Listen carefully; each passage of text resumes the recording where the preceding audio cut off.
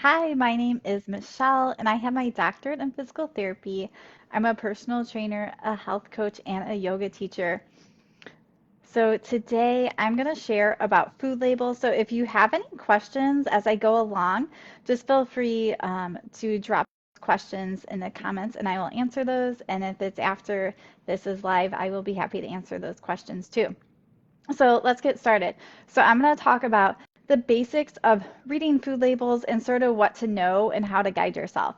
So the first thing I want to talk about is just because a food label says organic or whole grains or gluten-free or dairy-free does not mean it's healthy. So you really want to go deeper into what I'm going to talk about as you look at that food label to see what is actually in it.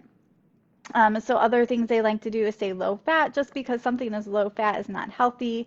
Natural, a lot of natural things aren't that natural. So they can sort of put their claims on that package, whether they are really healthy or fully true or not. Multigrain, if something's keto, just because it's keto doesn't mean it's healthy. So you really are going to have to dig deeper. All right, so the first thing I want you to look for when you are reading a label is ingredients. So knowing exactly what is in it. So although we should be eating mostly whole foods, so those are things that don't even come in a package for the most part. They don't have anything added to it, nothing taken away from it. So that is what we want our diet to mostly consist of, is those whole foods. But as we do put some processed foods or some packaged foods in our diet to make life easier, you'll want to follow these tips. So the first thing you'll want to do is check out the ingredients. So I'm going to give this example. My family was here this weekend and we were going to make chicken with sliced pepperoncinis. It's super easy. You throw the chicken in the crock pot or Instapot and then you just add the peppers and you cook it and shred it up. And you can have it on salad. The kids had it on buns. So however you want to do it. So this one that I had was only half filled and it really wasn't enough. And this one just has the pepperoncinis and sea salt and citric acid in it. Um, so I put a Target order in, and on my Target order, they did not list the ingredients online. So I was doing drive up, so I wasn't able to see what was in it until I got it. So I got these whole pepperoncinis from Target. And these have, in addition to the pepperoncinis, water and salt, have calcium chloride, which is a firming agent, sodium benzenate, which is a preservative, polysorbate 80, and sodium methyl sulfite, a preservative. So words we can't even say. So I definitely try to avoid preservatives as much as I can. So we didn't even open this. We just used the half a jar and it wasn't quite as spicy or as flavorful because we didn't want those extra preservatives. Um, so the next one I'm going to talk about is hydrogenated oils. So those are definitely things to avoid. It's pretty general consensus that hydrogenated oils, whether they are partially or fully hydrogenated, are not good for us. They're not good for our heart, for our cholesterol. So we try to avoid them. So my husband bought these refried beans for us at Ruler Foods, and these have hydrogenated oils in them. So you will find refried beans that don't have hydrogenated oils and some will. So it's super important that you look at that label and see what is in the can of beans that you are buying. Um, another thing to look at is sodium. So in this refried beans, for a half a cup, there is 320 milligrams of salt, which is 14% of your daily salt. So we can have some salt in our diet, but we don't want to get too much, especially if you're eating more packaged foods. They tend to add it in there, so that can add up really quickly over your whole day. Um, so another example that I will give is sugar. So this is the barbecue sauce that we like to use because it doesn't have as much sugar in it. So this for 2 tablespoons has about 4 grams of sugar, which to me still sounds like a lot of sugar. But if you go and look at barbecue sauces, sadly, it is not a lot of sugar. So again, I had put a Target order in because it's right by our house. And I didn't really pay attention. I just sort of saw the picture.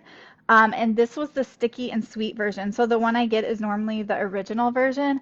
And this barbecue sauce has 11 grams of added sugar per tablespoon, per 2 tablespoons. So this has 15 servings. So that adds up to a ton of sugar. So you definitely want to look at sugar in barbecue sauce, pasta sauces. Just notice them in there. So when you're reading the label, you will see under carbohydrates, you'll see total sugars, which that can include sugars that are natural occurring in the fruits or vegetables, and then you'll see added sugar. So I typically go by those added sugars, which means, either in the form of sugar or corn syrup or something else that they are adding sugar to it. So I try to avoid things that have a lot of added sugar to it. But we still do barbecue sauce because I like having a super easy meal where we can throw chicken and barbecue sauce and shred it up and have an easy meal when we need it. But you could make your own too. All right, the next one I want to show you is beans. So my husband got this can of chili beans when I just really wanted beans that we can use in chili, like these kidney beans. So sometimes I do dried beans, but if I haven't had time to soak them, I'll use canned beans. So in this normal can of plain kidney beans, this just has the kidney beans, water, and salt. So this was good. So my husband got these flavored chili beans. So in this, the ingredient list gets pretty big compared to this can that had like 3 ingredients. So this has the red beans, water, it has high fructose corn syrup, wheat flour, tomato paste, salt, spices, yellow corn flour, soybean oil, natural flavor, and garlic oil. So when I look at something like this, I wouldn't even think that they would add wheat or corn to it. So you really have to look into those. And this obviously is going to have more salt than just a plain can of beans. So you want to be looking out for that.